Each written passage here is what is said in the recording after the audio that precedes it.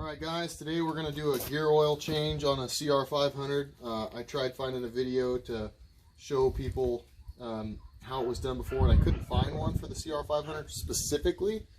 All I could find was for CR250s, which are very similar and everything, but some people aren't sure if it's going to be the exact same from bike to bike, even though it's pretty close.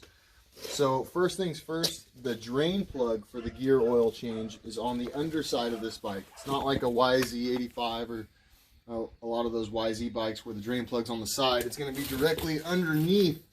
And if you can bring that over here, I'll show you. Get that in the frame there. It is right there. I already have mine pulled. You can see it's just barely trickling. It's almost empty right now.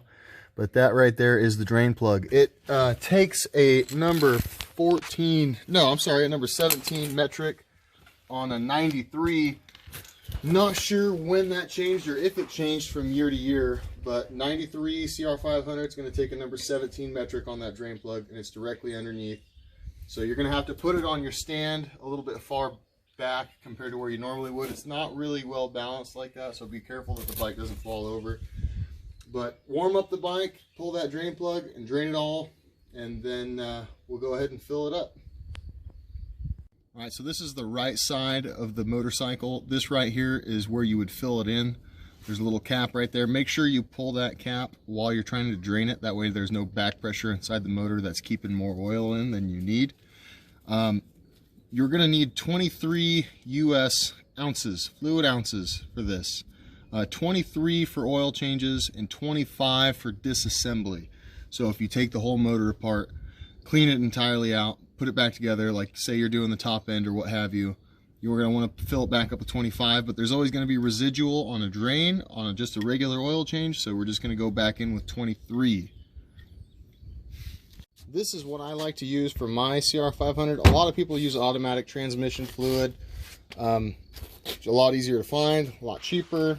I like using this actual Pro Honda gear oil. It's a little bit more expensive.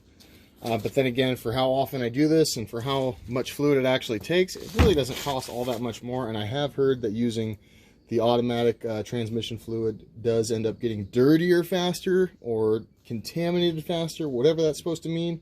But in any event, people aren't getting the same longevity out of ATF that they would out of actual nice, good quality gear oil. So this is what I like to go with, just my preference. All right, so I've got the funnel in here. I'm gonna put a little bit of the new gear oil in here, and I still have the drain plug pulled. The purpose of doing this is to help flush out the rest of the residual oil that was in here. It's gonna help flow a little bit more of that dirty stuff out. Don't waste too much doing this. Just put a little bit in, let it flow out of the drain plug, and you'll see it. If you can put it on a clean surface, you'll see the dirty oil that comes along with the clean oil. You can keep doing this till you get all that stuff out, but that's such a minute amount, it's not really going to make a difference. So just put a little bit through it, clean it out like that, let it finish draining, slap the drain plug back in, and then fill it up. Alright, so now that we flushed the old fluid out with a little bit of new fluid, we're going to go ahead and slap this back in. A lot of people like to replace this fabric washer every single time they do this.